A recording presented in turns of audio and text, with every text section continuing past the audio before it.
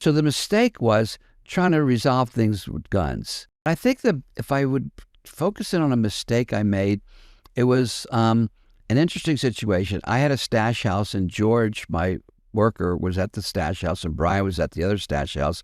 There was like $250,000 a pot in each one. And in one of them, the DEA and other snitches from the police, who were all corrupt back then, pulls up. And instead of arresting him, they actually beat him to a pulp and stole the pot. The reason they were beating him because they wanted him to tell them where the next stash house was, and he wasn't going to do that. They actually put a pillowcase over his head, cocked a shotgun, and pulled the trigger, but there was no bullets in the chamber. So he had to go to the hospital. Wait. We gotta back up a little bit.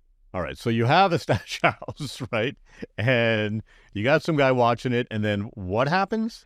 Okay, a van pulls up, and they knock on the door. They go, "We're here," and they say, "DEA, police," and they go and they raid the house. George is the only one there.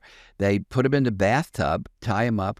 They put a pillowcase over his head, and they put a shotgun to his head. Says, "Where's the other stash house? I want the address." And George is saying, and they had hit him in the head a bunch of times with a gun. We had to take him to the hospital to get stitches.